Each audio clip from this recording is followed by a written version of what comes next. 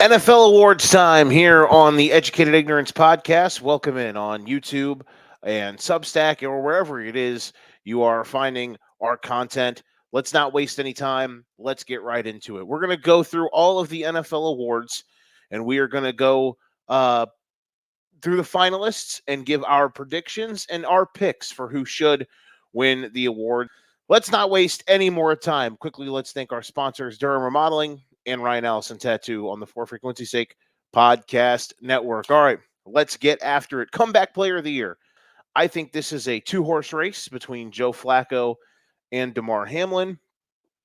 And I think, if I had to guess, on NFL Honors Night, Damar Hamlin's going to win the award. Nothing wrong with that whatsoever. I would give it to Joe Flacco. What I thought he did at the end of the regular season was very impressive to get the Browns to, even any sort of relevancy to make the postseason. I thought that was a very admirable effort, even though the postseason game was brutal. But that's how the Browns lived and died.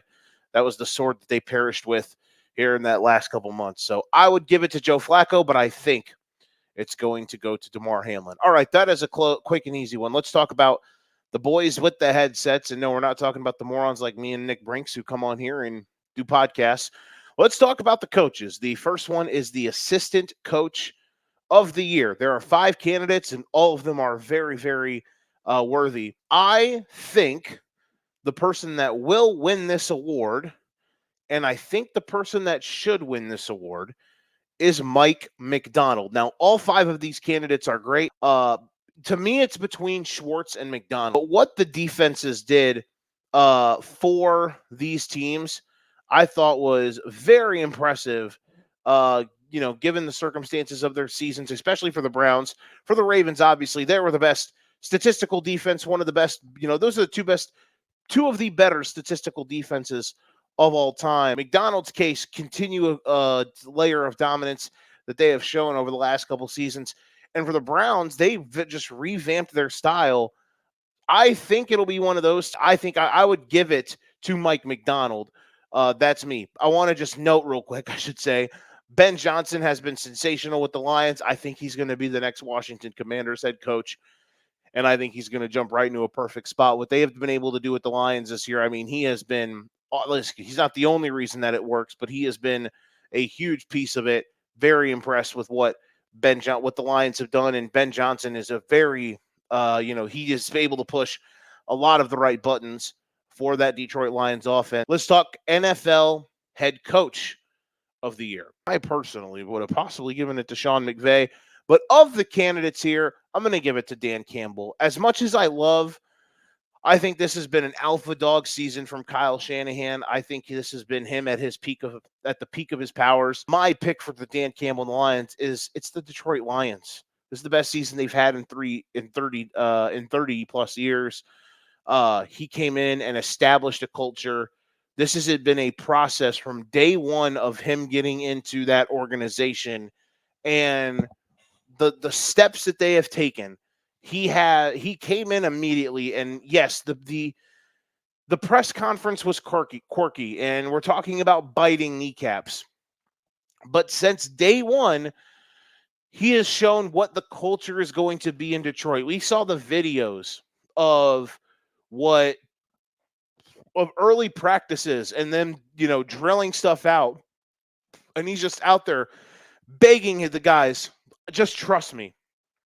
Just trust me and let me take you to places that you guys couldn't fathom being taken. It's just been it's been a phenomenal year. And I'm not going to get to executive of the year, but I'm going to toss this in here. Brad Holmes is the executive of the year for in the NFL. Look at all of the players that they drafted at the beginning of the season where everyone mentioned how it wasn't premium position. They made these moves. They drafted a running back and a linebacker and a safety and a tight end. All of them, well, Jack Campbell's had his lumps, but linebacker is probably the hardest position to come into the league and be successful at right away. Off-ball linebacker. Laporta is an All-Pro as a rookie. Brian Branch is a Rookie of the Year finalist. Jahmyr Gibbs is a Rookie of the Year finalist. These players they have brought in, this culture, this organizational mantra that they have set. Dan Campbell, coach of the year for me. And I'm throwing this in there as well. Brad Holmes, executive of the year. This is the culmination of a 3-year thing that they have started together since Dan Campbell got on that stage. And everyone made fun of him for saying how they were going to be faster and tougher and stronger than everyone, and they were going to bite your kneecaps and all of that stuff. Well, there's a chance where that in just over 2 weeks, I'm recording this on early Friday morning, right before Conference Championship Sunday, that we're about 16 or so days away. There's a world that exists out there, and it might be this one, where the Detroit Lions have the last laugh, and Brad Holmes and Dan Campbell are standing at the stadium at Allegiant Stadium, standing on the podium at Allegiant Stadium with the Super Bowl trophy. Ponder that, because that world exists. Moving on. Defensive and offensive rookie I'm going Will Anderson here. I think he had a phenomenal season.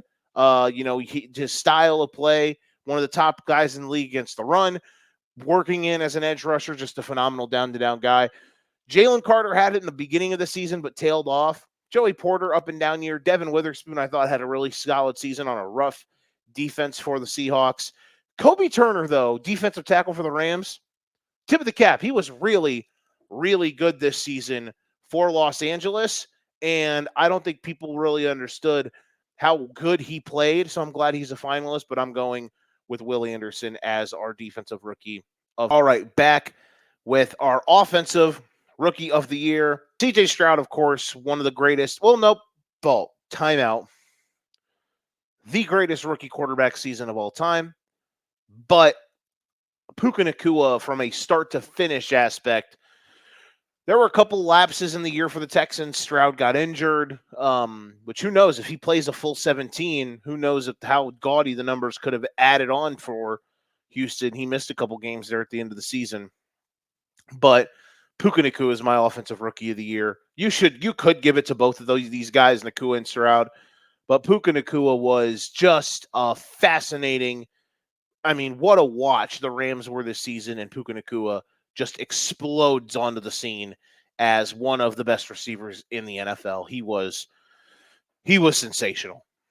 Defensive player of the year. All 5 of these guys, very worthy. I'm giving it to Myles Garrett. I think they might give it to Micah Parsons, but I think Myles Garrett should win it. If I had to pick as well, I would have voted him for MVP. But that's where we're at. So I'm giving it to Micah Parsons. All right, offensive player of the year. 5 worthy candidates here as well. I would give it to Tyreek Hill, and I think that they're going to give it to Tyreek Hill as well. All 3 of these guys, though, Lamb, McCaffrey, and Hill, all had fantastic years. And last but not least, the MVP award. Lamar Jackson, I think, is going to be unanimous. And he should be. Lamar Jackson had a phenomenal season. If the Baltimore Ravens ran the tush push play, the butt shove, instead of just giving the ball to their running back on the 1-yard line, Lamar Jackson's touchdown, numbers would skyrocket. Gus Edwards has 6 rushing touchdowns on the season. And I think a lot of them, he had 13 rushing touchdowns on the season. And I think like 9 of them came from inside the 2. Lamar Jackson only had 5. So let's just say Lamar Jackson had 10 more touchdowns this season. His splits would be as follows. He had 24 passing. Let's say he adds 10 rushing. Let's say he gets all of the Gus Edwards 1-yard, 2-yard touchdowns, which I don't remember if it's 2, but I'm just saying, let's just say he does. That's 15 extra touchdowns, or that's 15 total touchdowns on the ground. And you add that to 25, that's 40 plus total. That's 24. That's just under 40 total touchdowns at 39. I think a lot of people are the casuals that are just looking at box score numbers are understanding how great of a year this dude had. 800 yards on the ground, 37, just under 3,700 through the air. Lamar Jackson is going to win MVP. He's going to win it unanimously. He should win it unanimously.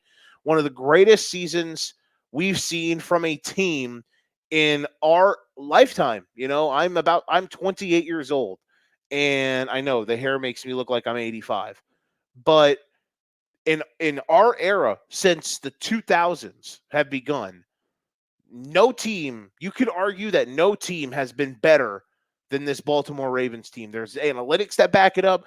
The eye test backs it up. They need to win the next two games to solidify that. But Lamar Jackson this season played the best against the best competition, and I think he deserves to win a unanimous MVP. He was sensational. Lamar Jackson is my most valuable player, and he should be yours as well in the National Football League.